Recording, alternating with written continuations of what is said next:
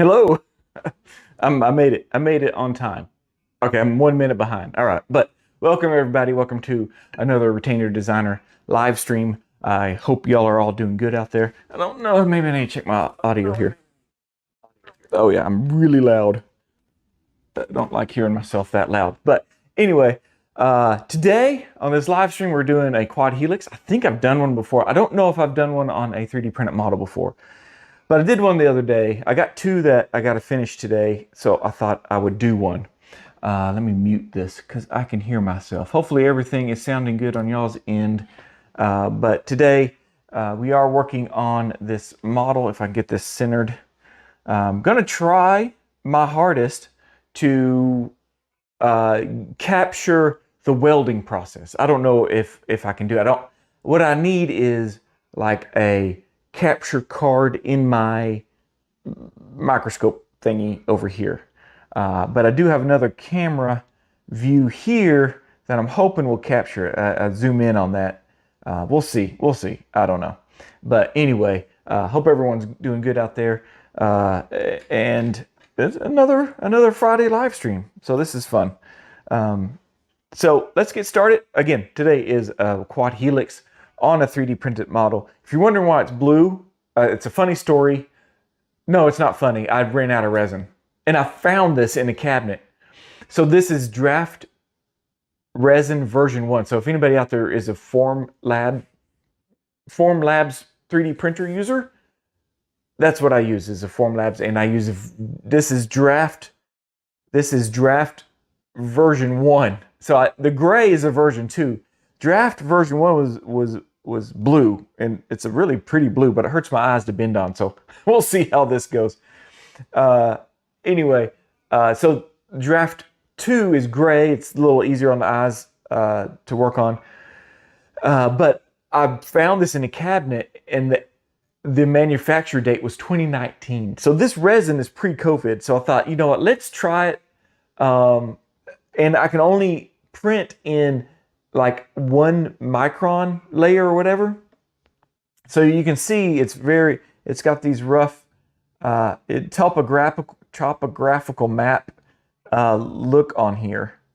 And so I can only print in a lower resolution than my other one.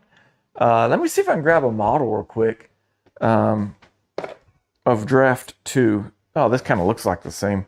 So this is draft 2. Let's see if I can get this. This is gray, but you can see it's printed in finer layers, smaller layers, so it gives me more detail. Where this looks like a topographical map. So what I've done is I kind of want to use up this resin. I don't want it to go to waste. So what I'm going to do is print my metals on it, because I don't need that much detail, right, for metals, because they're just kind of touching the tooth slightly or whatever. So that's why it's blue. I'm using that's why I'm using the blue. Oh, we got some notification. IPEC. I can't. Yilmaz. Oh, good to see you again. I'm so happy to see when I see notifications, and I'm on time too. So Amy, good to see you here. I'm so glad you're here. And if anybody has any questions, if you're new here, tell me where you're from, where you're watching from. So I always like to hear that. We get people from all over the United States, all over the world. And so, yeah, I'd like to hear where you're from. So first things first, as you can tell, I don't have bands on this. So I got to fit bands. My goal was to fit bands and have it ready to go. But I guess as a bonus, we'll call it a bonus, I'm going to fit bands in front of y'all, which I don't like doing because I feel like it could be just judgmental. Oh, wrong way. I'm going to zoom out so y'all can see my band kit. And I may have to use a couple band kits. I'm starting to run low on bands, but if you can see above me, you can't see above me. I got it blocked out. Up in my cabinet up here, I have all different types of bands. So you can see I'm running out, but I do have backups in other places. And I'll also, as a bonus, I'm going to put brackets on these, and we'll laser weld those onto. I say laser weld. If I say laser weld, what I really mean is pulse arc weld. Okay, so we might have what I need. So I've already prepped these digitally. I do have a video on that, how I do these in the lab, in the computer, and then I print them already prepped like this. So what I'm going to do is this is upper right. I'm just going to try to fit some bands. Usually I get pretty close the first time. I'm just looking at the gaps. Can I zoom in some?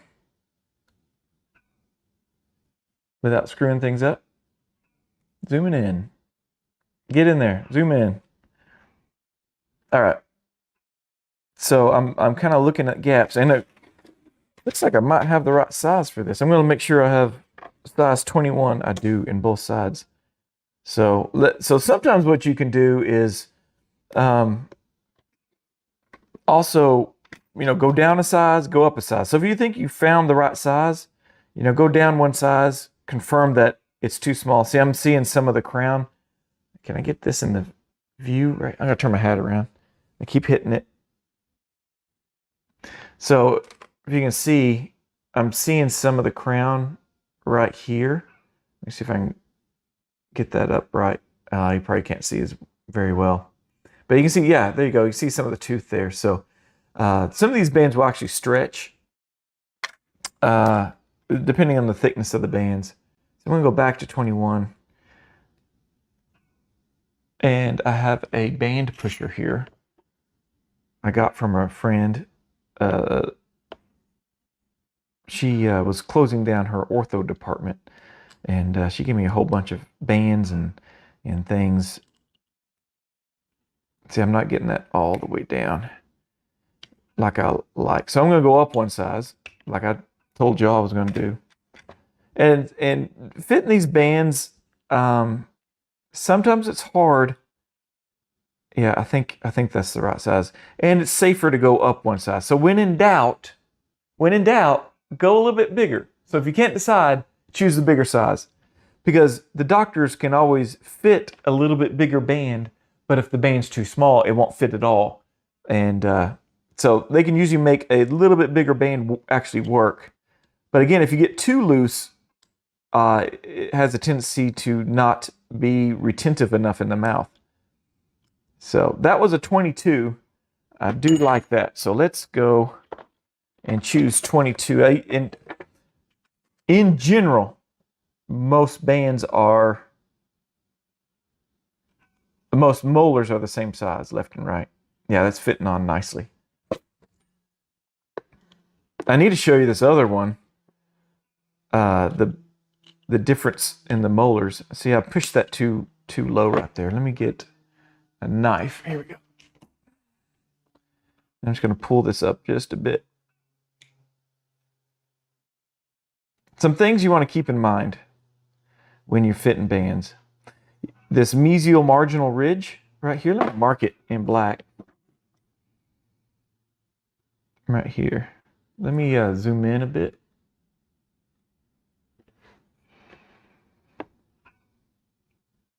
So this mesial marginal ridge, you want it just a little bit below that mesial marginal ridge right there, and the distal marginal ridge right there. Sometimes it's hard to get that distal marginal ridge, but you can see, if I can zoom in.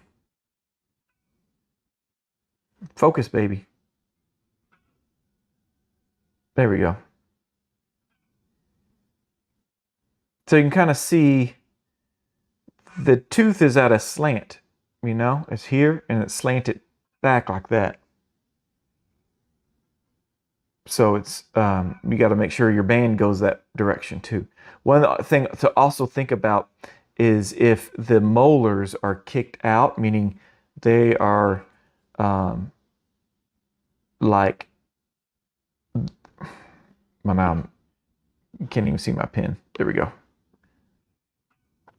So if you see this and they're flared out, meaning they're kicked out to the side, you may want to actually level the band some, because when the bands are flared out or kicked out, they are they're going to be harder to fit in the mouth. But you can see this molar here is leaning back distally, tipped distally. So my band is tipped distally. And this one is not as much, but it is a little bit. So that is fitting the bands.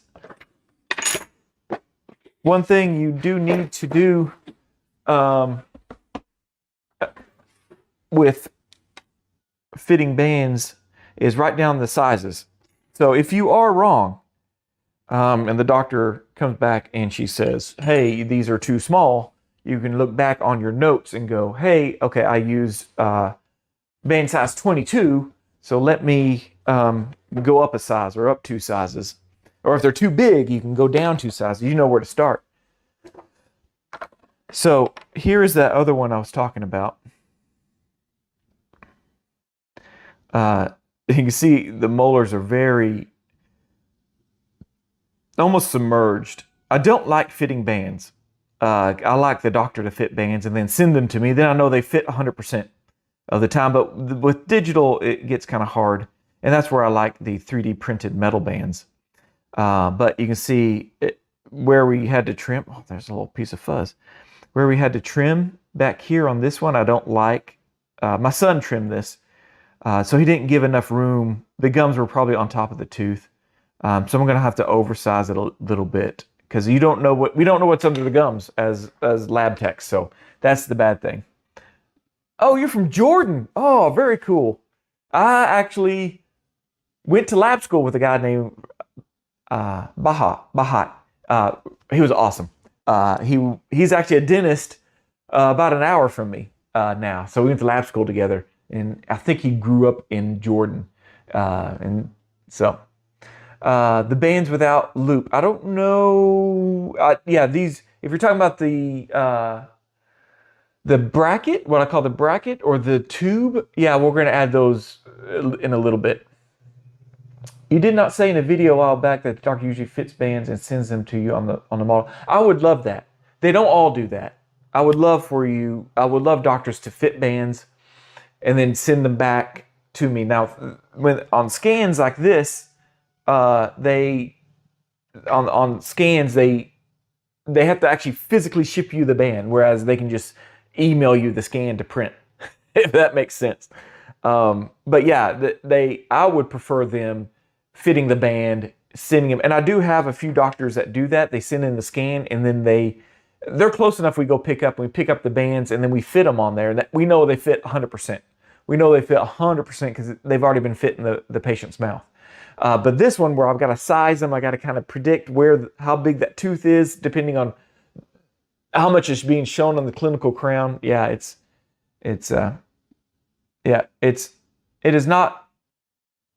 is not the base of the DB direct bond.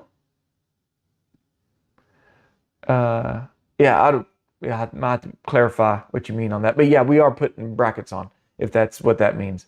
Hello, Yasmin. Yeah. Oh, Yassine. Belayed.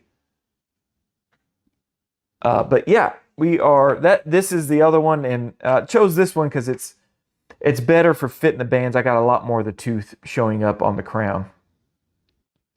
And this is, these are smaller bands here.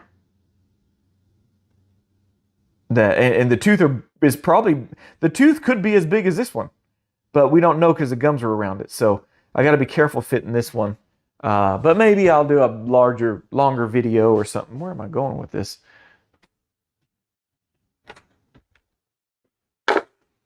Actually, the one I just showed you is a doctor that I'm working with. I'm looking at the name right now. I got to make sure I don't switch up these cases. Yep. Oh, here's another one. Here's the other one I was really talking about.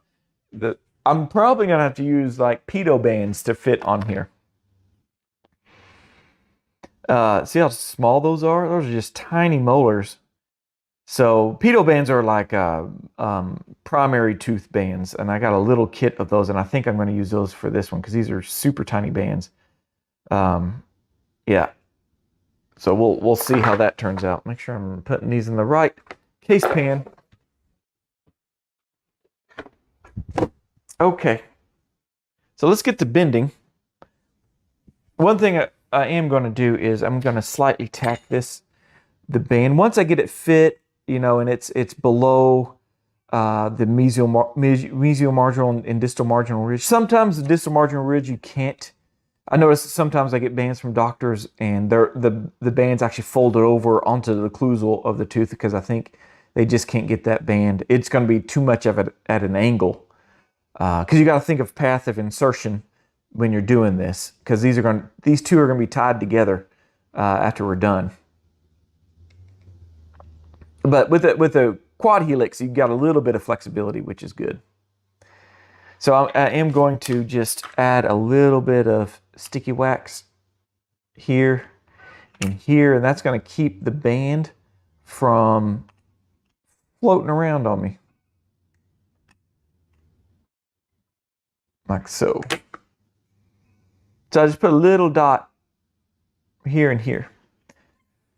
Now, for the thumbnail picture, I obviously already bent the front of this, right? But I'll bend it again so y'all can see me bend those coils for those that haven't bent coils. But I have done a little bit of a different approach last time I did this, and if you're a really, really good wire bender, you can bend a quad helix all in one wire, all in one. Like you would take a long piece of wire, right? And you would just start in the middle and start bending your quad helix. And even the arms that go lingual here, they will all be connected. And I try to do that on stone models. But on 3D printed models, you have to be so exact getting your wire to touch the bands that I'm not patient enough to be a good wire bender, or I'm not a good enough wire bender. I can do it. I know I can do it. It's hard to do, and it'll take some time. But I like it all being in one wire. I think it makes it stronger, but we are going to be laser welding two pieces of wire together. So we're going to bend the arms first, and then we're going to bend the quad helix part and weld those to the arms, and then we're going to solder the whole thing together. So yeah, y'all did it in one wire, yeah. And you're probably a better wire bender than me because I find that so frustrating. You got to take your time. You got to concentrate. You can't be distracted and stuff because one little bend, one side gets off. If you're soldering, you can kind of make up for it as long as you're just touching the band in one spot. You know, you're just touching the band in one spot. You can solder that, right? But with welding, you got to get that. So here's your band. You got to get that wire perfectly parallel. You can't see what I'm doing. You got to get, so here's your wire and here's your band, right? You got to get that wire perfectly flat against that so you can get a nice bead of weld on there. You can't have it just touching, you know, just one point, right? So that's where I'm getting, and I'm going to show you this 3-wire technique that I do. So this doctor prefers 030 wires. So there's some doctors that do 036. It's a little bit thicker. 036 is the same thickness as the lingual wires of the RPEs that I do. If that gives you an idea. Okay, get in the picture, Cade. Keep getting in the picture. There we go. All right. So I'm going to start by putting the wire, just flat against that band. And then I'm going to make my bends. Now, contouring this, there's probably a little debate. I'm just going to very slightly contour. And that's just going to give the doctor a little bit of wiggle room. Because, you know, there's a whole theory on, you know, they're going to put separators in here. In fact, the kid probably already has separators in. And it's creating a space between the bicuspid and the molar. And so you put a band on here, and that molar has shifted like half a millimeter, a quarter of a mil, eighth of a mil, you know, just a little bit of, listen to me using fractions and everything. Okay. An eighth of a millimeter. Fractions and decimal. And I am going to curl this just a bit. So I'm going to end it right here. And I'll cut that short later. Just I'm going to leave it long for me right now.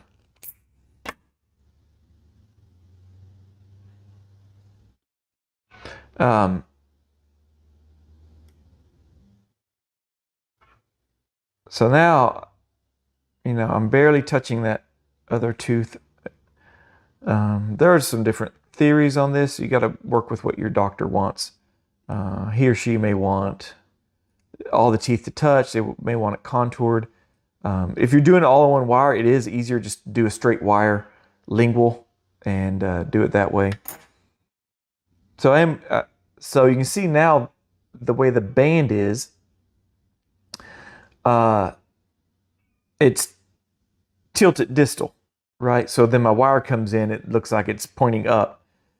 So I am going to put a little bit of an up bend right here. I'm going to bend up just a little bit. So then you see how that bends up past the band. And let me go ahead and just mark this.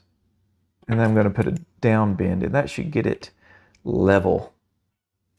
And I want it right in the middle of that band.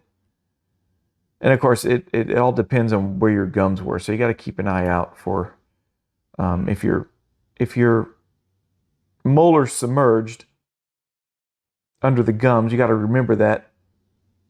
All right, so I'm almost parallel. Let me get a little bit more of a bend. So I almost just did a step up right there. Sorry if y'all hear chickens. They're out there trying to lay an egg. So again, the important thing is I've got to get this thing touching all the way around. Or not all the way around. Touching the band as much as possible. That, to me, is the secret to good welding.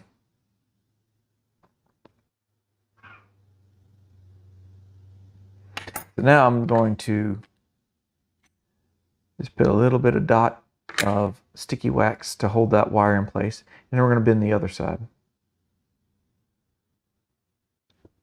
So any adjustments I would probably make would be keep that more parallel, but I think I got it right there. And then I would contour this, but I can contour that a little bit later. So let me cut another piece of 030 wire. And then again, I'm just going to start flat against that molar and level. Okay.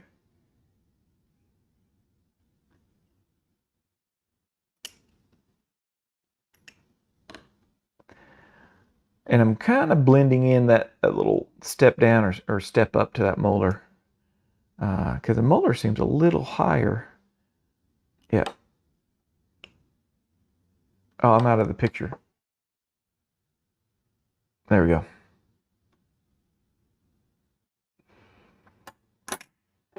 So then I'm going to tilt it down so I can see it. I'm just going to put a slight little bend right there with my 3 prongs. And see if I can touch both those bicuspids. Now this canine is in. So honestly, I probably could unbend that one. Maybe I'll leave it for the doctor, and then he can cut it off short on this other side. So I'm going to turn this around so I can hold this differently. And it's kind of flared up right there. Nope. It's backwards. The view I'm seeing is delayed too. So if there's a little bit of delay in my audio, it's my multi-switcher. Oh, for the Patreon after stream, I thought maybe I could trim and polish this. Or I could bend one more. Those that are patrons, y'all can vote below what you would like to see. Or if you're watching on Patreon, I actually remembered to set it up this time. So you can actually leave comments in the Patreon section in the members chat. Do you want me to bend another one, or do you want me to? I figure we'll go to soldering this one, and then we will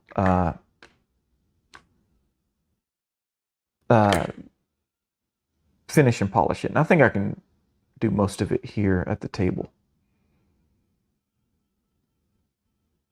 Now I'm a little worried. I see a little bit of space right there. Can I get any closer? How close can I get? Ooh, look how close I can get. I gotta get this pointed straight up.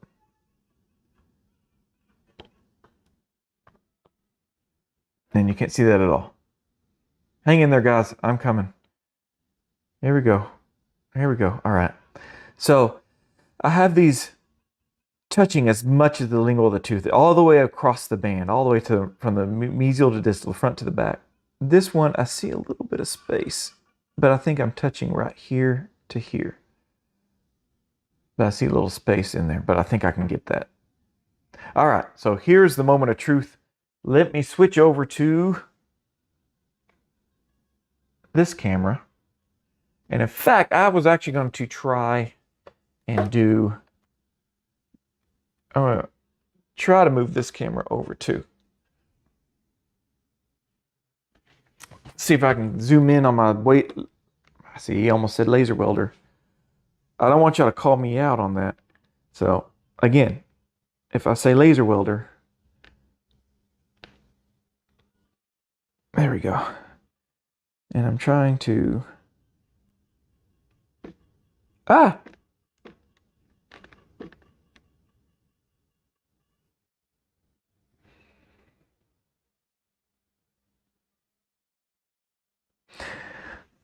So I have a couple of shots here. I have this one and I have this one. So we'll see how this goes.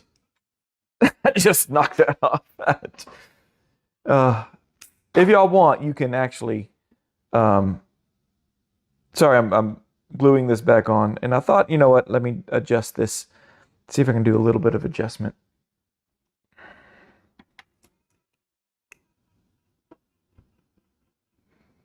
Do a little bit of adjustment while I'm here.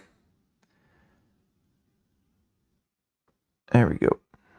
Now, if this is done right, now, yeah, we were debating on one wire or two or three. If it's done right, because I'm going to encapsulate this whole thing in solder, hopefully you won't be able to tell that it was actually 3 separate wires. So I'm just waxing this down. Yep. We got it here. So we'll try 2 different angles and see if I can get a good angle on this. You can see my bend, how much it goes up and back down. These mouths are, obviously they need expansion. They need a lot of work. That's why they're seeing the orthodontist. And those molars are probably still erupting. And the orthodontist is going to fix that. So I'm going to remove this, and let's see. I'm going to try one. The lighting is different on this one. So I'm going to put a nice sharp tip in here. That is my other trick to pulse welding, is getting that wire touching the band as much as possible and doing a very sharp tip. And can I do that? Actually, I'm going to drop the value of that. Let me see if I can do a side-by-side. Hang with me for a second. See if I can build this up so maybe you can see. Yeah, save. All right. I don't have, I'll show you my settings in a bit. This is a PUK D3 welder. And D3, well, D5 actually. So I'm looking under the microscope. Yeah, that wire is not touching that band at all. Holy cow. All right, let's go to the other one.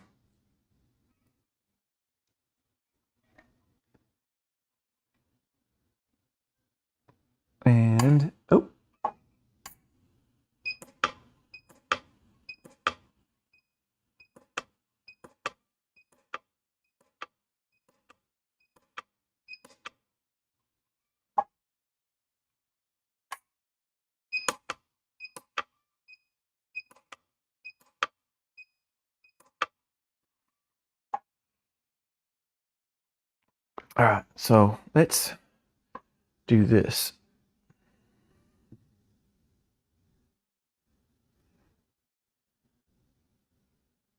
You can't see that.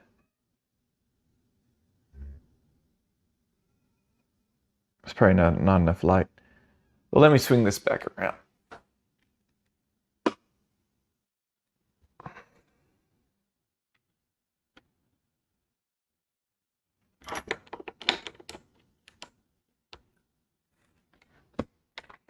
And I got to get, there is a new camera I want to get called a Logitech Reach.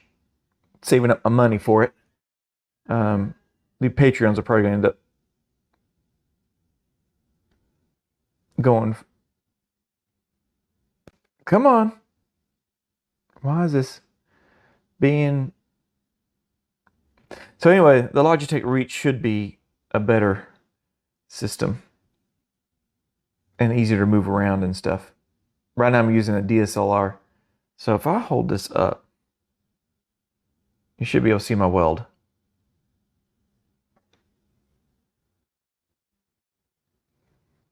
So there's my weld. I wish I could see it better. So there's my weld, and I weld it all the way across. Now, I don't know if you can even see.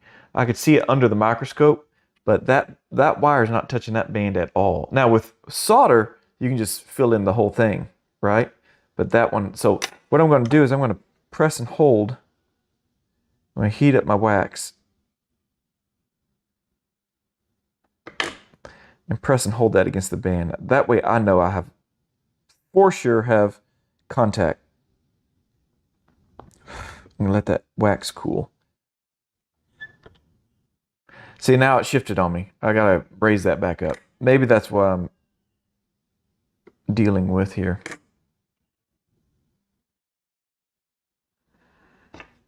Use a little tool here. Try to get that right back in the middle of the band.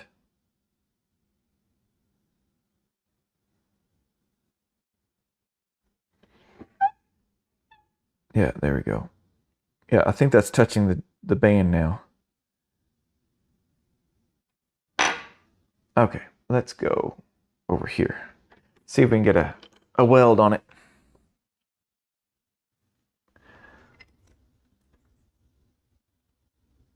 All right, so I'm touching the ground to the wire, and then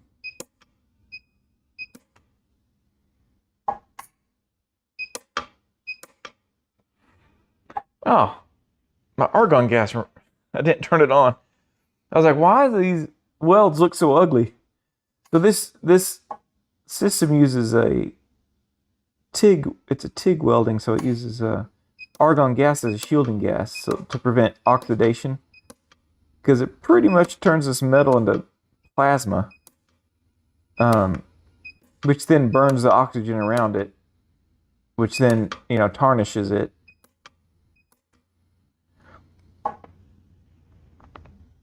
So there, we got that. We got the two sides, two arms on there. All right, so let me get my camera back, point it back down.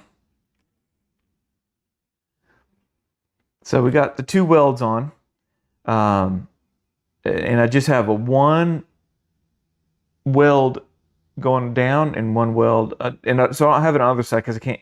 Usually I can't get to it, so I'll do that later if I think I need it. So we will. So this is where I would start bending this.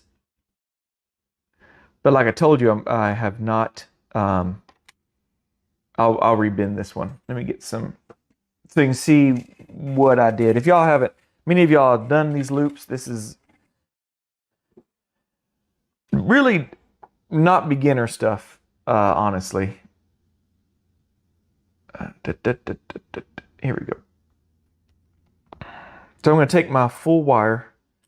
I can't see the whole end of it, the full wire, and I'm going to make a curve. And it pretty much goes right up against the rugae. And I'll make sure that curve fits in there. Sometimes I have to use a pair of pliers. these have a little curve in them.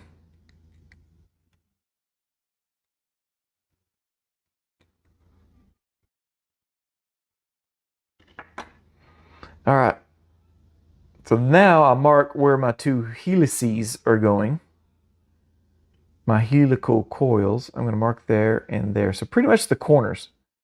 All right, and there's a little bit of arch. What you want to do, and one time I did bend this and these two helices were too close together. What the doctor likes to do is in the mouth, he's got probably a special pair of 3-prong, and he will bend this in or out, which will cause the thing to flare.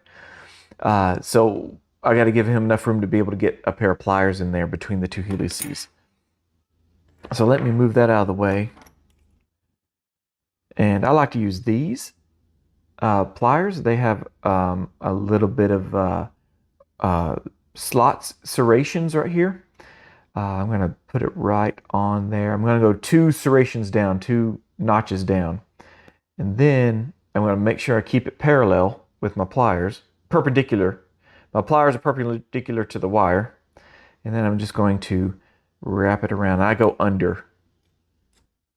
And I'm almost pushing up to keep this, when it starts stacking, to keep that stacked together. And there we go. We got a helical loop right there. So let's go to the other side. You can see how much I have to press with my finger. I hold it really, really tight. So I'm going to go a second notch down. That way that this loop is the same size as this loop. I'm going to make sure it is parallel with my pliers.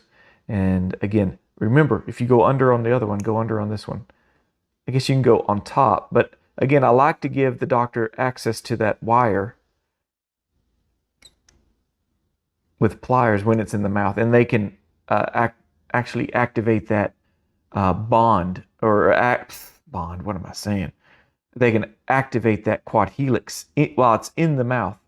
A lot of them will stretch it, do this, and it'll bend a little. I'll show it to you after we get it done and soldered.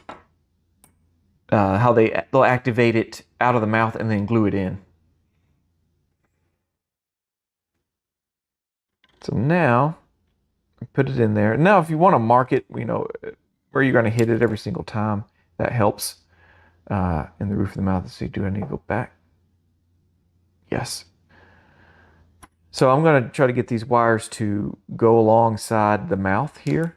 And mouths are different, so these won't be the same every time.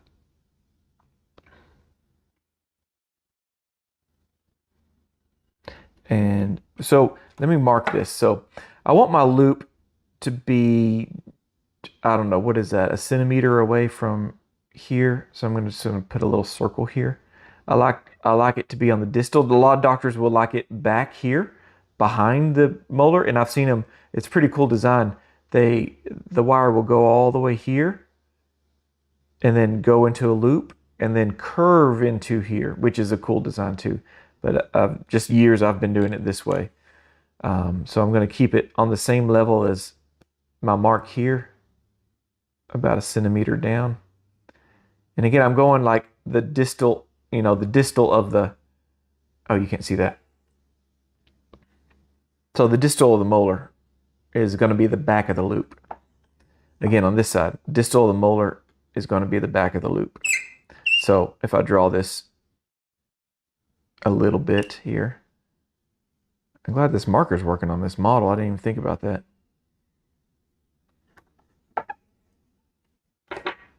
So and I do like to have it level. This is not level where I drew this.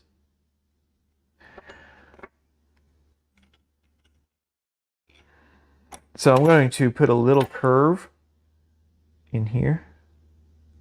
If you do a ton of these, I have a friend, Tiffany, she owns a lab in Fort Worth. She has a doctor that does a ton of these. She'd make multiple ones a day, and she said she just orders pre-formed. You can get these pre-formed.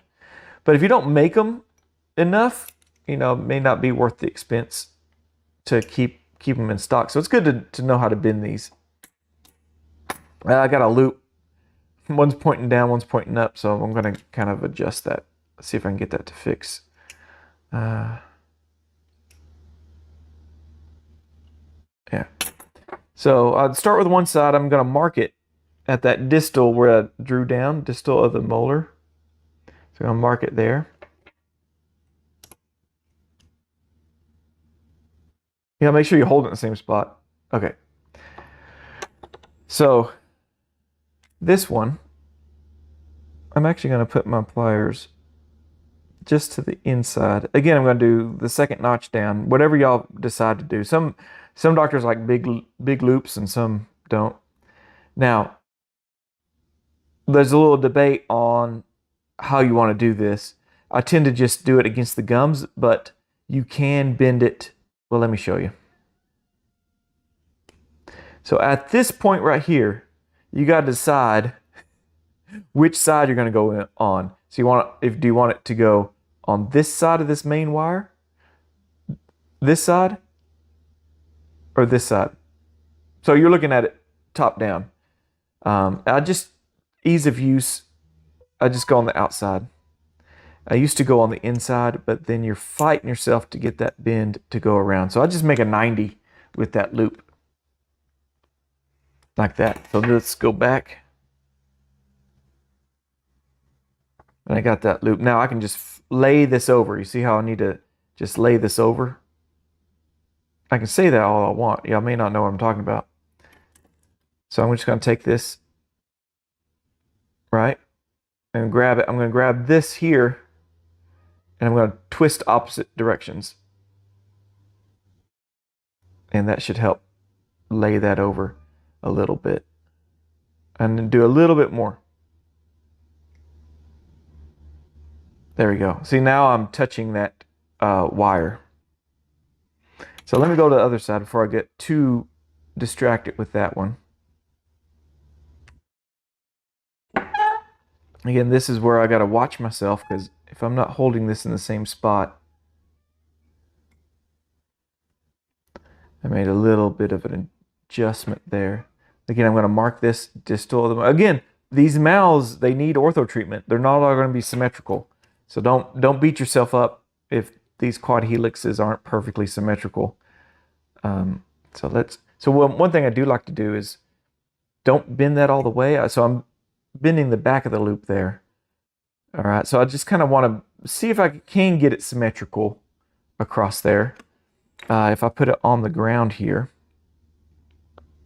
on the table, this looks a little shorter than that, which it may be. They may be, you know, missing some. So if I do want to expand that out a little bit, what I would do is unbend this corner a bit, and I'm going to slide. There we go. Unbent it. I'm going to go to that second notch and grip it, and then I'm going to do another 90. Let's see if we can get this the same length. There we go. I think I like that. So then I'm going to go back and let's finish this quad, this helical coil. And I'm trying to get my finger as close to that pliers as possible, and gives you the tightest. See, if I go here, right, it's going to give me a big bend. But if I keep pressing it up against that plier, it gives me a tight coil.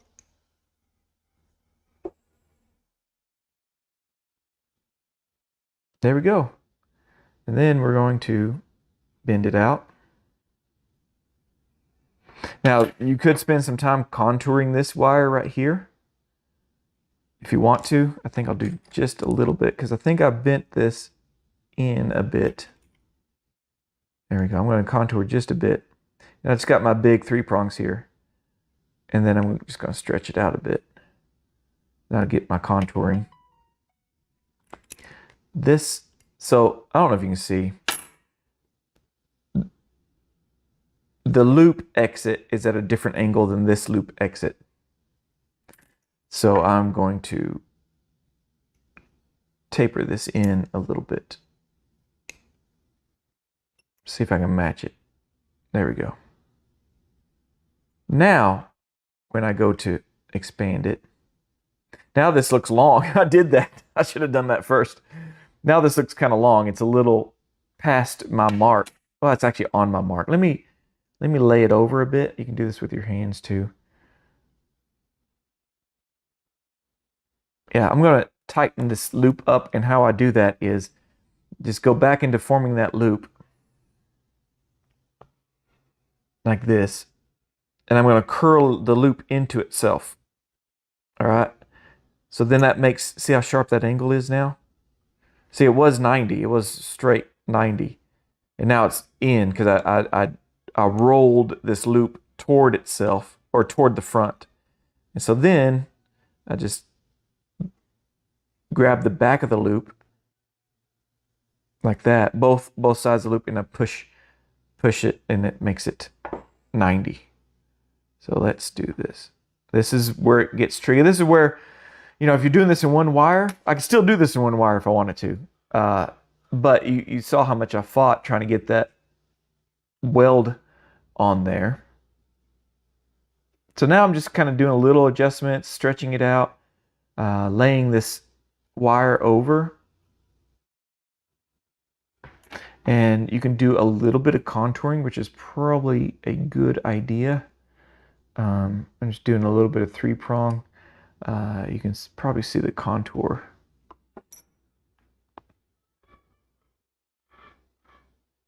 See how it's tapered out a bit? Let me see if I can get a better angle for you.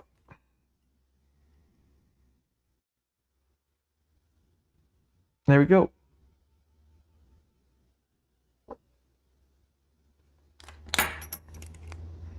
All right, let me lay that over just a little bit. And so I gotta get these level. I'm gonna mark it right here. And I'm gonna make a forward bend on that mark. Like that. And so this is where you would go forward with it, see? But I just find myself fighting too much, trying to get to contour, and you know, once you do one side, you know, it sets it forever, and you can't do the other side. But I want that to be parallel with the lingual wire that's here. I want this to be parallel with that lingual wire, and I'm going to weld the two wires together. So that's my trick. I've let the cat out of the bag.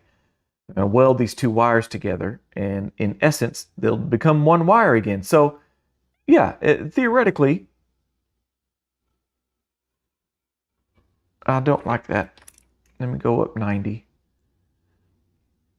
Again, you go with whatever preference your doctor likes. There's different benefits for each one. So let me bend this forward. And I'm talking about, you know, do you want to go 90 at the distal of the 6 or the molar, or do you want to, okay, so I've flared that. I've been at the wrong angle. So you can see it's flared out. So I'm just going to grab it here and we'll pull it back in. Just rein it back in. And don't let the back of the model fool you where we've cut it or where they haven't scanned it. Sometimes that'll throw you off and it'll look uneven. But when you take it off and look at it, it should look pretty even. So I'm going to bend, let's do this one. I'm going to bend this up so I have a little handle. Let me cut it. And then I'm going to go ahead and cut this.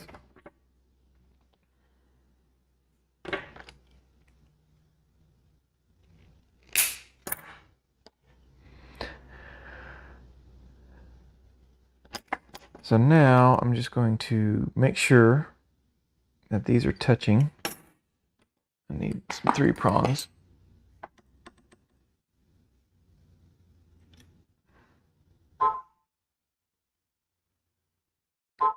Oh, come on. Everybody's calling me right now. Stop. All right, so sometimes I try to get one side. So I got that parallel right where I want it. So then I just need to flare this one out a little bit to get it to go. So I'm just going to try to do it by hand. flare it out. Again, I'm glad I marked the model so that I can see my mark, so I can put the wire against the marks at the same point every time. So I'm going to hit it over here, make sure it's nice and snug, and then get this. You know how we always say bend it passive? The wires, you always want to bend it passive. Don't put any activation in it. This one, you probably got a little bit of wiggle room on your passivity. So I'm going to wax this down. You got a little wiggle room because you can activate and deactivate it afterwards. So I'm just putting a little bit of sticky wax on this side. I'm making sure I'm touching that. Let me blow on it. Come on. Cool down. Then I'm going to hold it. Oh. Let me wax this down.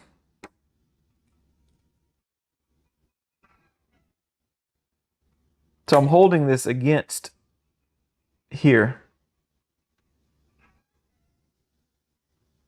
Now another thing, and I don't know if you can get away with it or not having these touch the roof of the mouth, the coils, is probably good too. Sometimes I'm good at it, sometimes I'm not. Oh yeah, look at that.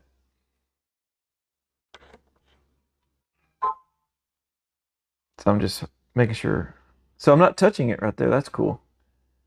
I can just have that hold its spot.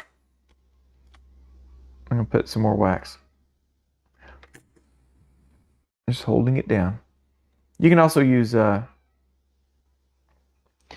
another version of it. Oh, greetings from Tennessee, Mr. Martinez. How are you? Wow. Okay, nice movement. Oh, thanks. What exactly is this particular appliance used for? Amy, I think you're genius because I forgot to say that this is an expansion appliance. So like an RPE, that would go, so this is an old RPE I have laying around. You would turn a key, which will open the threads, which will expand the mouth. This one is just using wire pressure to expand the mouth. And so once I get this soldered together, I'll show y'all what I mean, what the doctor's going to do. But pretty much the doctor's going to fit it in the mouth, make sure it fits, and then they'll prep the molars, get them ready. They'll put glue on the band, and then they'll pull this and stretch it wide, and then they'll compress it down. They'll compress it down and glue it in the mouth. And then that wire is going to try to go back to expansion. So that expander, this is a rapid palatal expander. This isn't rapid. This one's a lot more slower movements and stuff. So I'm going to do a little bit of bending, that break, and contour that. There we go. So okay, I'm not touching the gums anymore there. I'm going to move this up a bit. And that's what I'm saying. If you're touching the gums, the roof of the mouth, okay. Yeah, you're going to have a little bit of problem. They're going to embed just a little bit if not careful. But they'll do it anyway. When they go to expand, well, probably not. When they go to expand, they're going to push the molars out, which will push these in and away. So there we go. We're parallel touching each. Let's see if we can get a close up.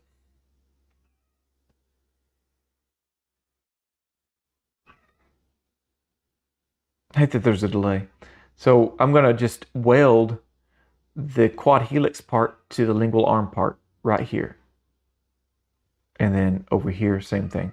So I have them pretty much parallel, touching each other.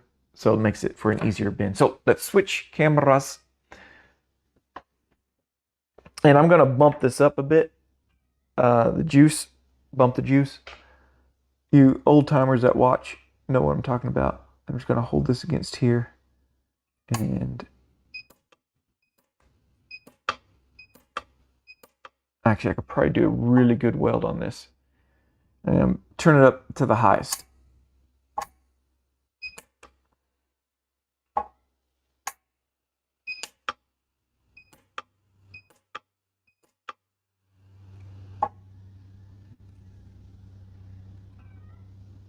Other side. Gotta be a little careful with this higher. You can heat the wire and it'll twist on you. All right. So this is all one unit now. It's all one wire. Nobody can tell me different. Yeah, it's 3 wires. You got your quad-helix part, you got your lingual arms, and the lingual arms are welded to the bands. All right, and the quad-helix part is welded to the lingual arms that are welded to the bands. So they're all intermingled together.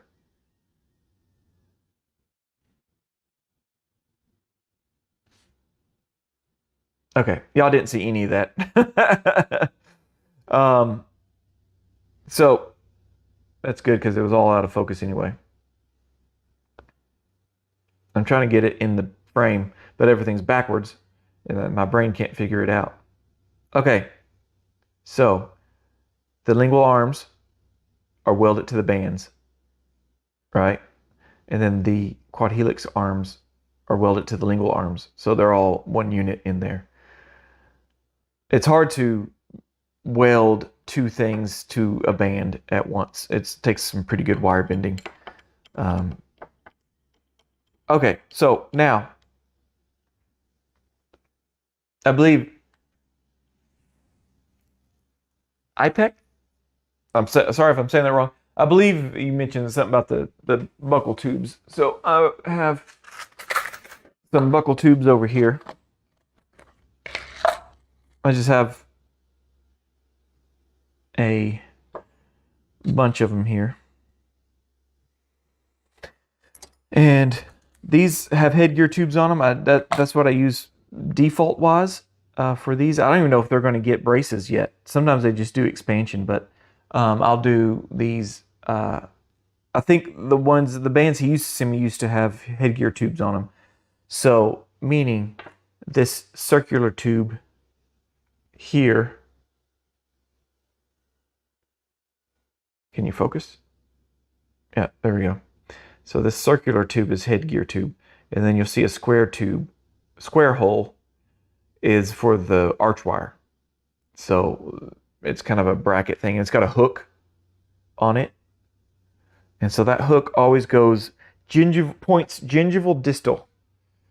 So I'm actually going to just drop it and lose it forever. No, I found it.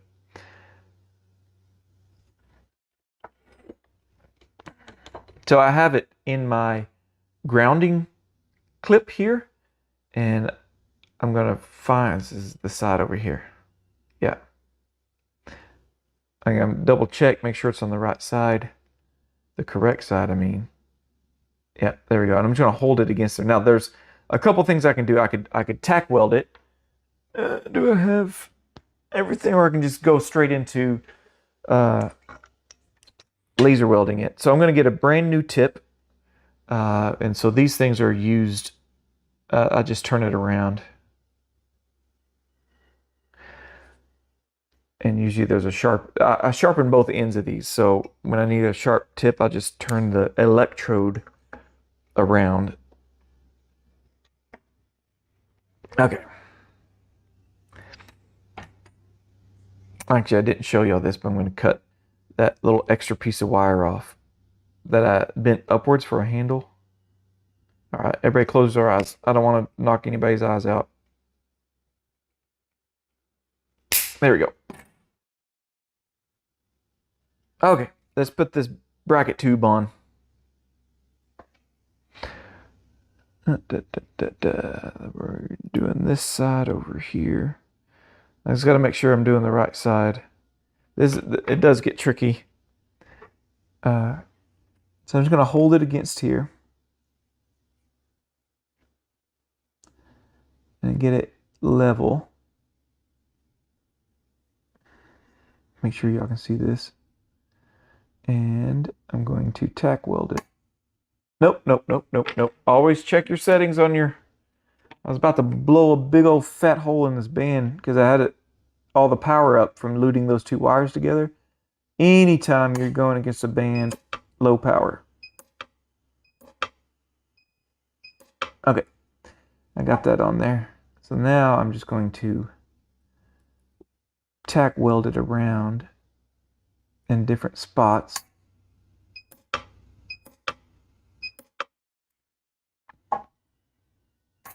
I did not get any of those. I think my tip dulled too quick. Come on now. I can do this. You can do this. Grab a hold. There we go. If you can just get one, all the rest of them come pretty easy. So I'll try to get this welded in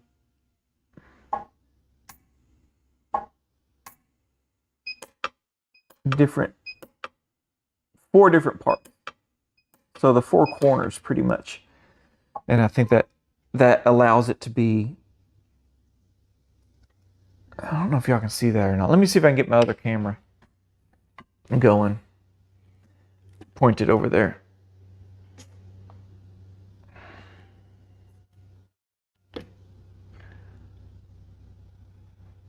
Where is my electrode tip?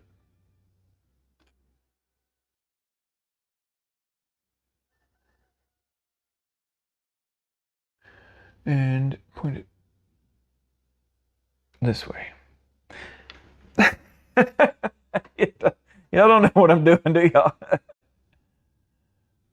All right, I'm trying to get a good angle on this. It's so hard. I wish y'all could see what I see in the microphone. Okay, get with it. Yeah, there we go. Let's see if we can get this. I might have to lower the exposure a bit. Hang with me a second.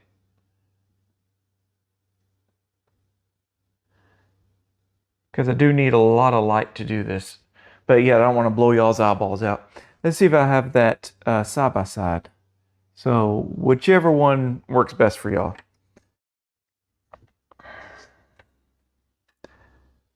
Because then my fat hands get in the way. Oh, there we go. Sometimes I can't get to the underside of this bracket. That didn't take. There we go. If you can just get one.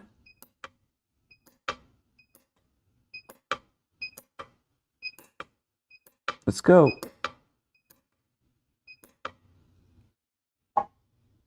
Yeah. I'm gonna have to get the other side when I take it off. So y'all probably didn't see any of that. All right, let's go to the other side. So I'm gonna pull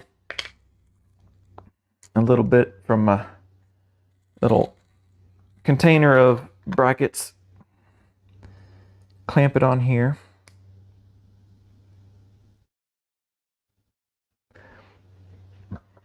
Make sure y'all charge for this too, because this is a pain in the butt to do. Now, if you have a spot welder, it probably makes it a lot easier. Actually, I'm going to sharpen this tip. Otherwise, I'm just going to be fighting it. So I got my little sharpener here. See if I can bring it into the picture. And all it is just a diamond wheel cutting disc. And I just, there we go. Do a little bit of sharpening that way. I don't have an excuse for being a terrible welder. All right, back into it.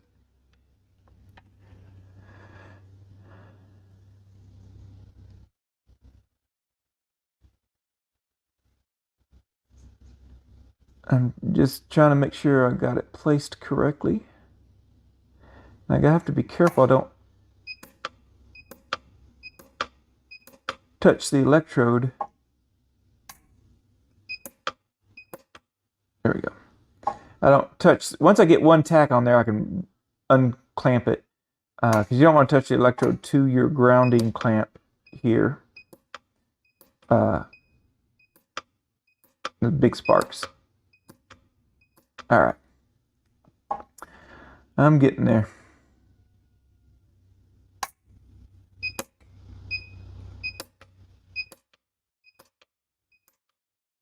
Oh, I got this side really good. I'll have to show you that weld. That was my favorite weld. Sometimes I have to push. You can bend these little tabs. I don't even know if y'all can see what I'm doing. Again, I wish I could bring y'all into... one of these days, I'll figure it out. If anybody works for PUK, y'all tell me Lampert PUK5 is what I'm using. If anybody works for PUK, send me some sort of video capture card that I can use to pull what I'm seeing in the microscope into there. So there we go. Let's get this back centered. Oh, not there.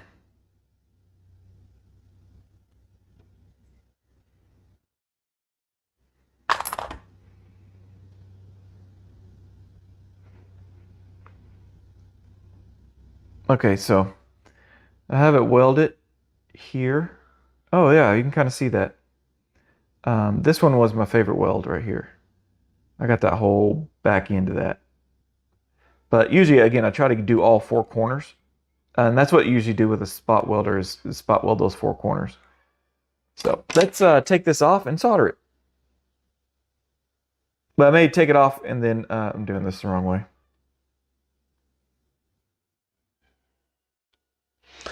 Oh, here we go.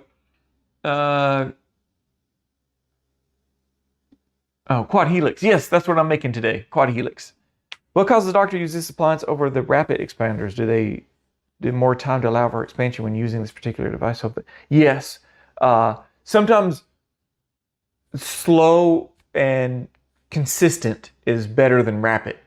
So usually these are very young kids, and they're the doctor's waiting on teeth to come in, teeth to fall out. So they're going to do a little slow expansion as teeth are falling out and stuff, and not do such a rapid expansion. So Maria, thank you.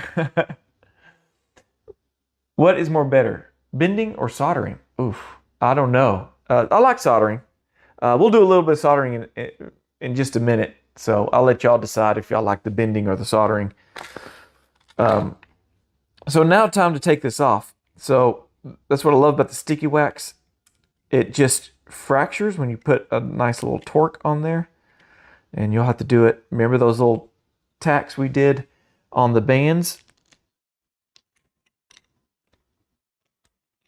To hold the bands in place so they don't move. Make sure you remove those. And I do not have. I have these things. These are band removers that you actually use in the mouth. I had an assistant send me a pair because I was like, do you have any old pairs y'all don't like using anymore? And so to remove this appliance in the mouth, they actually do this. So pretend that it's in the mouth. They'll just, this plastic part goes on the occlusal surface, and then this part goes on the, oh, my light moved out of the way. This plastic part goes on the occlusal surface, and then that part goes, and you squeeze it, and the thing comes off. So then I'll flip it over. And so I'm just teasing this off. Because one thing I don't want to do, I don't want to torque these bands as I'm getting them off. I want it to come off parallel. It's a little easier with this appliance because the appliance is a little more flexible, moves a little bit more.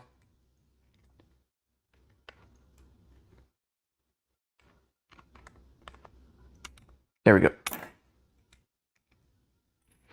And then I'm just going to go ahead and remove this stuff. All the wax that was holding the wires on, just go ahead and remove it. Just get it rid of it. Right there. Who is calling me on my lap phone? Huh. That's weird. Never get a call on that one.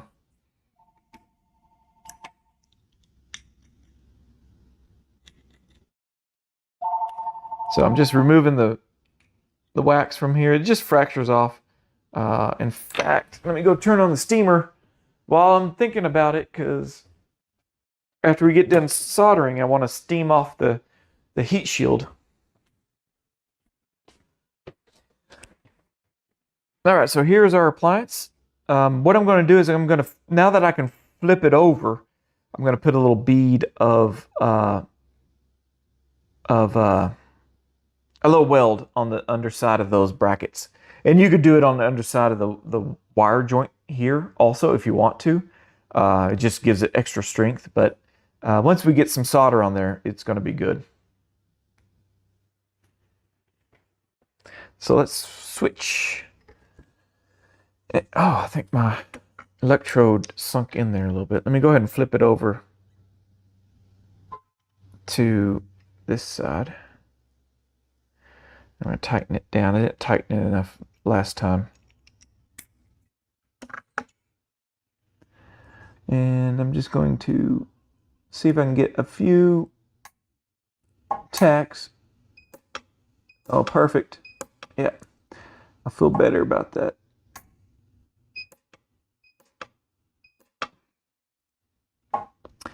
Let me get the, oh, be careful, Cade.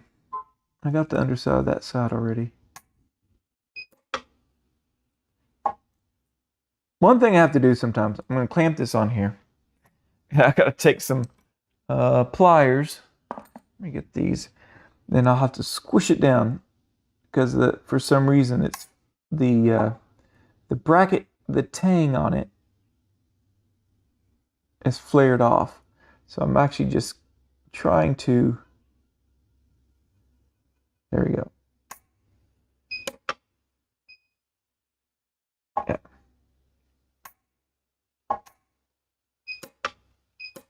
Especially if they wear headgear, these things better be secure, because that is a lot of pressure on that bracket.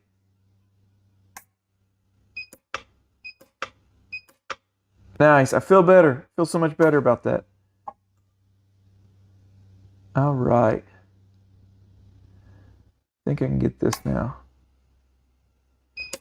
And with this pulse arc welding, once you can get the two metals to connect, once you get that jump across, the rest of it goes a lot smoother.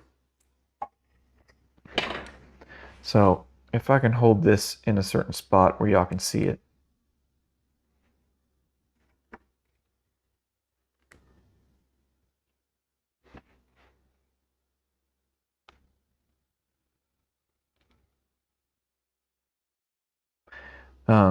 So yeah, I got all the way around the four corners of this part on the weld, and I got all around the four corners on that part. So this thing is not coming. The band's going to tear before you do anything.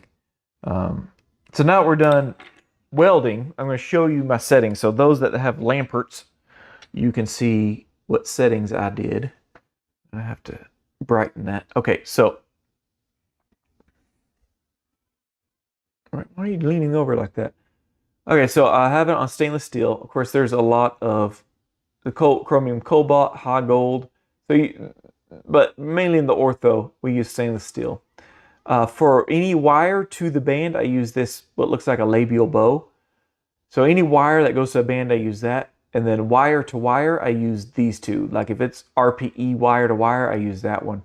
If it's smaller wires, I'll use that one. So like if I use soldered C's, I'll use that setting right there. And you can see they're presets. They change the power and the time on there. And so then that's the setting I use for the band to band. So let's get my soldering board here. And let's get my flux brush, and my little gross thing. So again, you can depend on your laser weld, so you can flip this off if you flip it off. If you could take this off, you could weld underneath here, underneath your wires, if you want, or just go ahead and solder it. Let me see if I can smooth this out so you can see what I use this for. So this is like a little waxing tin. Let me zoom out a bit so you can see what I'm doing. All right, so this is a little wax tin that I've used all the wax. Actually, I think it's just the lid. And I've put a little bit of heat shield in there. And I keep it in a baggie behind me here. This baggie, it's got a Ziploc on it, and so it keeps it fresh. This stuff dries out, heat shield. It's great because it's water soluble and it's easy to clean up. But it also dries out, so if you solder something and you wait a day, it just flakes off. So otherwise, it does get pretty gross. So what I'm going to do is I'm going to set that in there. Actually, first, what I like to do is I got to get a paper towel, get my finger all. Oh, I turned down the exposure on this. Hold on a second. Let me get that turned back up. That is the wrong way. Okay. So I got my little solder. I'm going to mix my solder up. This is, sorry, it's not solder, my silver solder flux solution.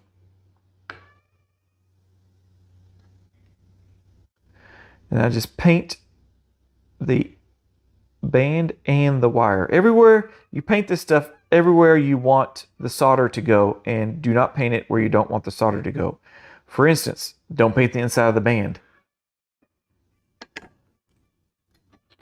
Oh, those chickens are being so loud.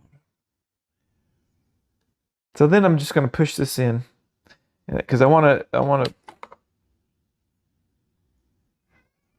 to protect those. I don't want to cause any torque issues.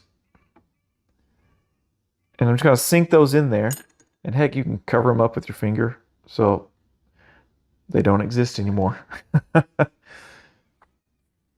And then I take my monojet syringe that I've filled with heat shield, and I squirt that on the inside of the band. So I'll do everything I can to protect these bands, because if you overheat those bands, they'll get brittle. They'll get soft and brittle. Any kind of wires that are going to be exposed, especially this wire right here. It is the #1 wire, the one coming out of the heat shield.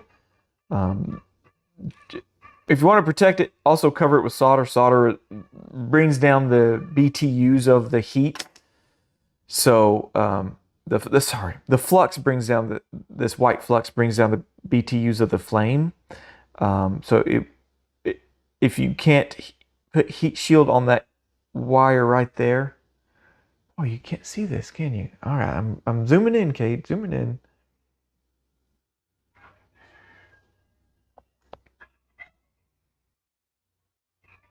All right, so let's see if that works. So I got my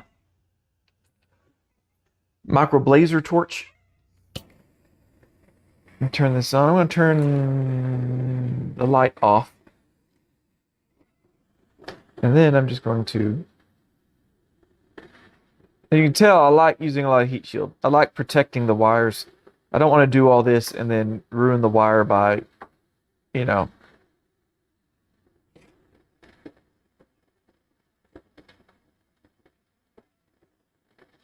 See, it's already getting that wire hot. So what I did is I put some solder on that wire. See how it turned black, almost turned red. I'll zoom in a lot more on the next one. I'm trying to get this to flow a little bit.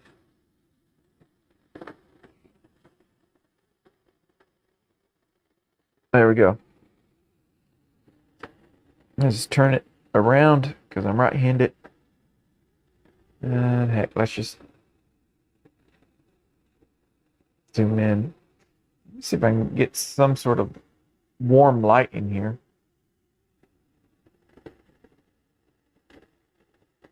I'm doing this one over here, and it is not in there at all. There we go.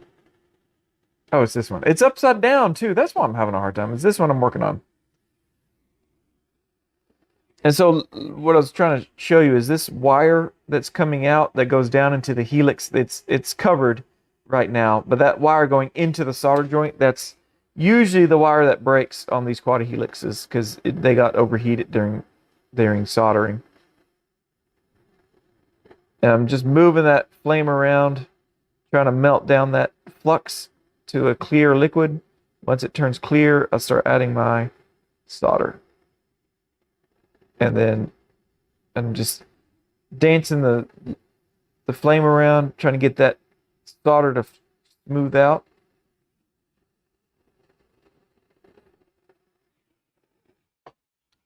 All right, that's it. I'm gonna let that cool just for a second. Let's answer some. I have band remover. Oh, you have band remover too. Excellent. Yeah, those come in handy on whenever I do this, and I do all my metals that I do on 3D printed models.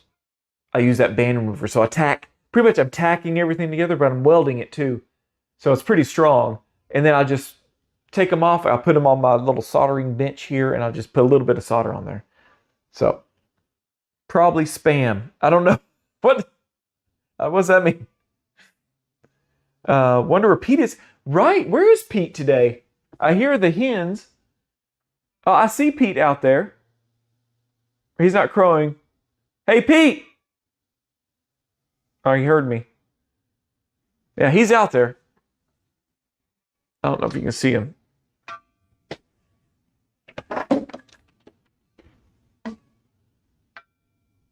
Yeah, he's over by the propane tank. By the white propane. That's Pete over there. So, yeah, he's just not crowing today.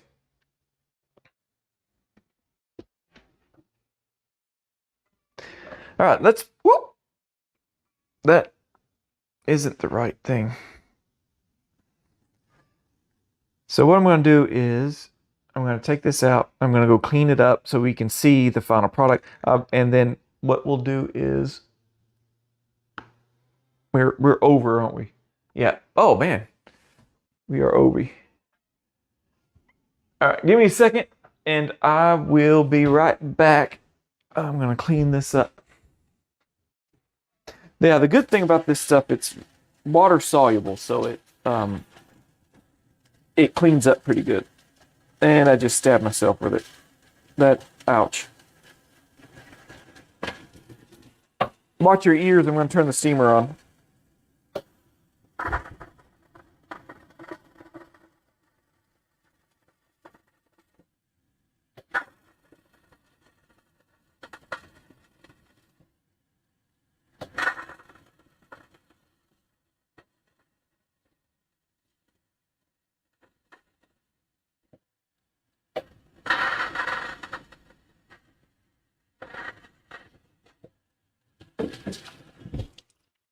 All right. Get a paper towel.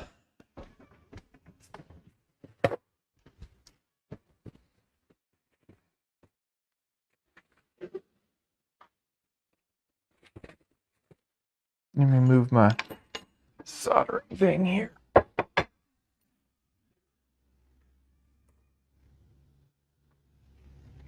Oh, I did get myself good.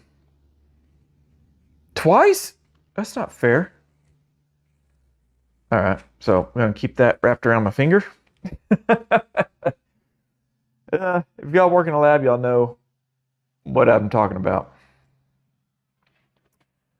So here is the final product. Well, of course, I haven't trimmed it. We'll do that in the Patreon after stream. We'll do that. Yeah, I don't need to see my freckles. So here's the final product. Everything's soldered together, and what we'll do is all of these little. I need a pointer device. All these little sharp ends. We're just gonna take a burr and we're gonna round them off. So in the Patreon after stream, we're gonna just we'll trim and solder and hot shine this, and I'll post pictures, Facebook and YouTube. I'll post pictures of the final product, so y'all can see what it looks like. But what we're talking about is, so what the doctor will do is make sure it fits. You know, everything fits good, and then what they'll do is put the glue in it, right? And they'll stretch it. Now I'm not going to do much. They'll stretch it. You see how it stretches? They'll stretch it out, and so where it stays like that permanently. If you stretch it about past a certain point, it'll stay that way, and it will remember that.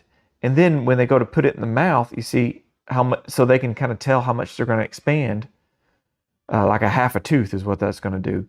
What they'll do is they'll put glue in it, and then they'll compress it down, right? And then they'll glue it in and hold it there until the glue sets. And then when they release, it'll start lightly applying pressure. So it's going to lightly try to go back to where they stretched it out to. And then if they need a little bit more, the doctor will take a set of 3 prongs, and just right here in the middle, they'll put a bend. Like if they'll bend it, A-frame it in like this, it's going to flare out the sides. And if they do it the other way, where they A-frame it like, well, let me do this.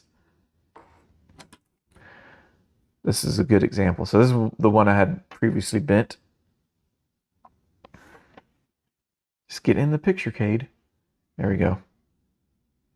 So if we bend it like this, if I squeeze, watch these 2 wires on the side. They're gonna bend in.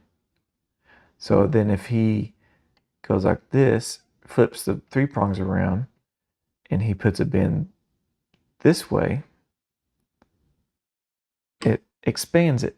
Now this wasn't a very pretty bend, but it does a good job of expansion. So they can add a little bit more expansion, or they take the bands off, clean it up, take the bands off with their band remover, and clean it up, add a little bit more expansion in there, and that's it. Yeah, spam phone call, your warranty is expired. Yeah, my phone, that's where you, yeah, I already got a spam phone call during the live stream, so. Oh, yeah, I can't believe I haven't heard Pete crow.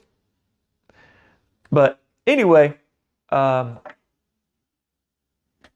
we've finished. We have done a Quad-helix expander on a 3D printed model, and I showed you one method of doing it in 3 wires, bending the lingual wires first, tacking or welding them to the band, and then bending the Quad-helix part and welding those wires to the arms, which are welded to the bands. So it all becomes like one joint in there. So I use a lower setting to get the arms welded to anytime I weld to the bands, and I use a higher setting when it's just wire to wire. Otherwise, you'll blow holes through the bands, and it makes it hard. And then I tease it off, right? And then I put it in my thing. It all goes pretty quick when you're used to doing it. And I'll put a little bit of solder joint on there, which I don't know if I showed that. So to me, the solder joint just kind of makes it smoother, and you know, it helps stick it to the band better. But you can see my wire showing through, so we'll just take off that little sharp edge right there with a burr, and right there, and then we'll pumice and polish it, and we'll be done, and that's it. So those that are patrons, appreciate your support. It's going to a good cause with the online course I'm trying to build for those that want to do this as their career. You want to own your own lab, have a little lab out in the country with crows, with roosters crowing in the background, and work from home. I'm trying to put together a school for y'all so you can learn to do this from home, and I wouldn't change what I do for the world. So anyway, I will leave it off there. The Patreons y'all stay on, and we will, give me a second. I'll set up cameras and stuff, and we will trim this and polish and high shine it, and we'll see the final product there. So with that being said, thank y'all for watching, and I will see y'all next time. Let me get my fancy outro going. So anyway, I'll see y'all next time, and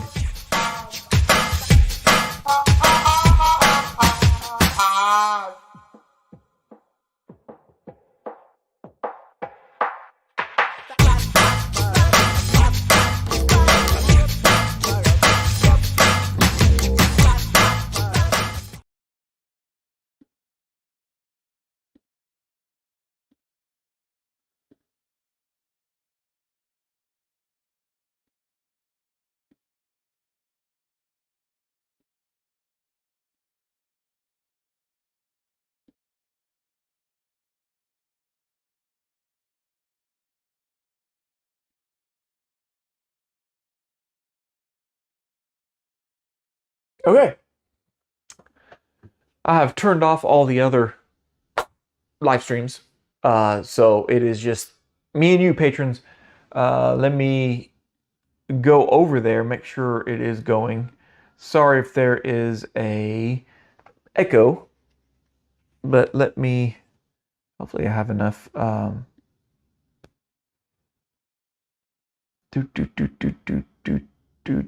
Nope.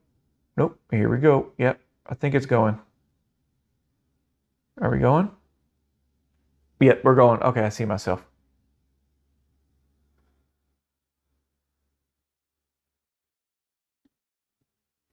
Cool. All right.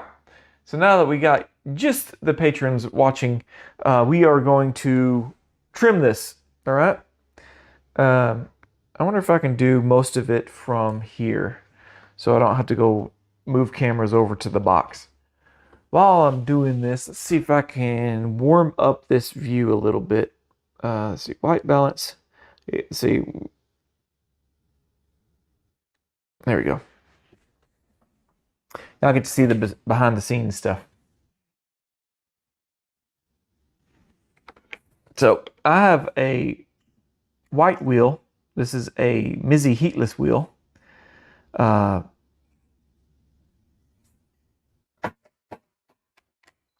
One thing I don't like doing about this, I'm gonna hold my breath. It does produce. These are, I believe these are aluminum oxide, these wheels. They say heatless, but the metal heats up like crazy. But the wheel doesn't. The wheel's heatless. So I'm just smoothing off those little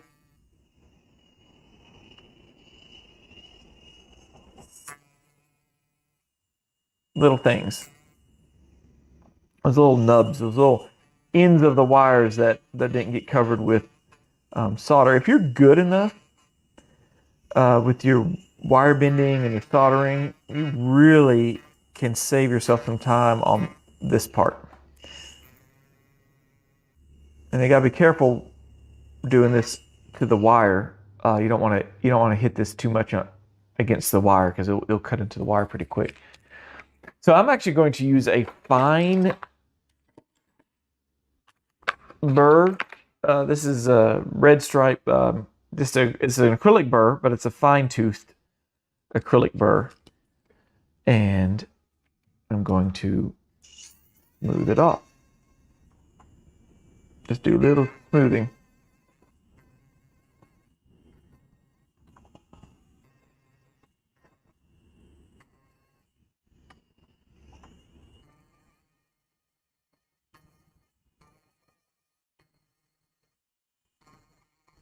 One thing I like to try to do is make sure it's nice and tapered. So this is the gingival side of the band, and I know the gums are going to be coming up here. So I'm just going to taper this.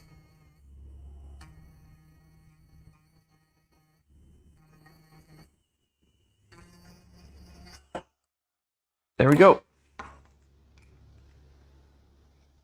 And then I'm going to, excuse me, smooth off these I cut them, but I forgot to smooth them.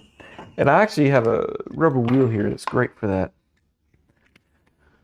So this is not the heatless, it's not like stone. This is a rubber wheel. But I think it's got metal embedded in it. I'm not sure.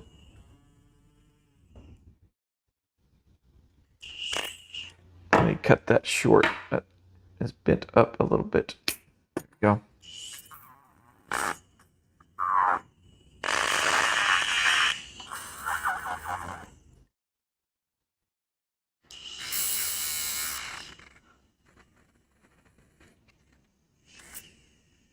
Yeah. There we go. How's that? Yeah, that feels good. Yeah, you can do this. There's a lot of little different. Let's see, do I have that Hatho wheel? Yeah, here it is. I knocked it out. This is a cool little smoothing device. So it's made up of 5 little wheels layered on top of one another and then attached to a mandrel. And it does a really good job of smoothing out the solder. You can see my solder got a little rough there. But you can see how it gets just perfectly in the small things. So these are Hatho, H-A-T-H-O, Hatho brushes. I forget what this yellow one is. It's like a medium coarse. They come in different coarseness. And again, you're just wanting to make sure it's nice and smooth for the patient. So this is really good for underside. So let's go pumice this. Let me grab a camera real quick. Take with me.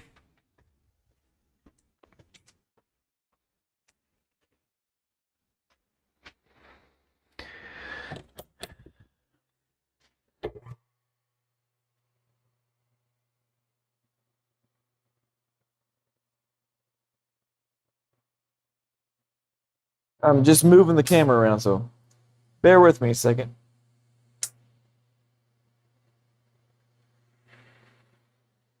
Let's get this, that one. Yeah. So there's my little pumice tray. Oh, I need to add a little water. That's a little dry.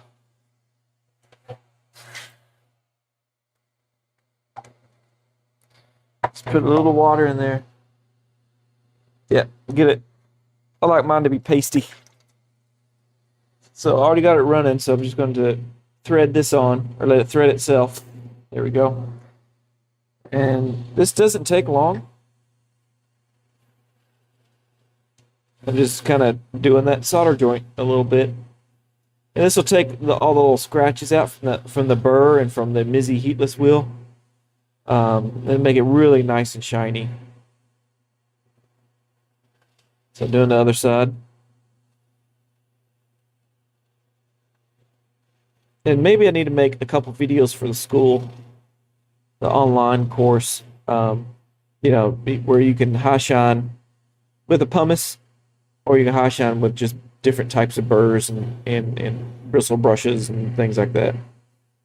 So I'm going to try to get up underneath where the gums are going to be.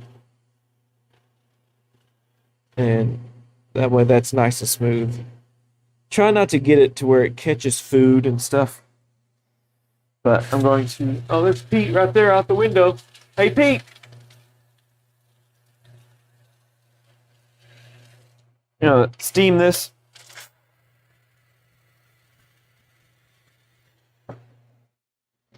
And let's move over. Gotta turn this off. To the high shine. Now that is my acrylic wheel. And I'm going to remove it. Then I have my metal wheel. And you can tell it's metal wheel because of the way it is. It's black. You get a lot of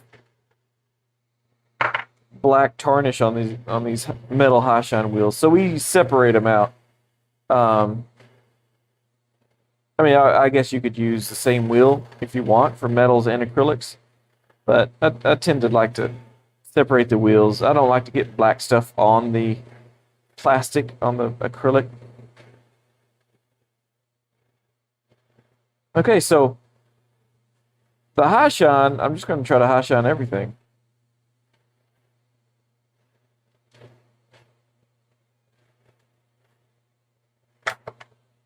And don't do that. The good thing about these Quad-helix is they're easy to, if they bend out of whack, they're pretty easy to bend back.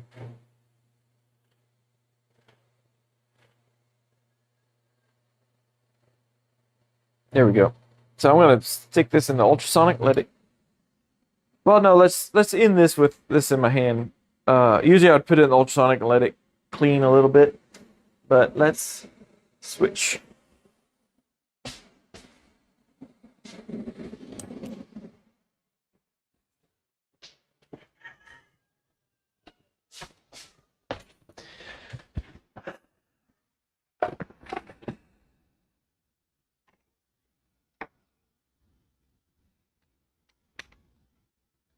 So then there we go.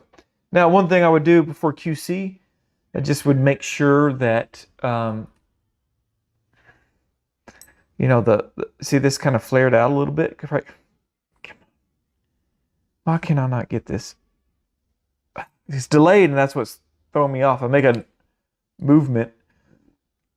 Excuse me. There we go. And so I'm just kind of, see, I can do this. Can you see that moving? So that means it has, probably while I was trying to demonstrate the expansion properties of this. There we go. That's it. That is the Quad-helix. All nice and finished. So not a long after stream, but again, I want to thank y'all from the bottom of my heart for supporting my channel, and I always want to give y'all a little something extra at the end of the stream. And of course, you can put your requests down below of any appliances you want to see. I'll look at y'all's first before I look at anybody else's on the YouTube channel. So that being said, is this on still? Yep, it's still on. So that's it, and I appreciate you. And I will see y'all next week at the next live stream. So until then, I'll see y'all later. Bye.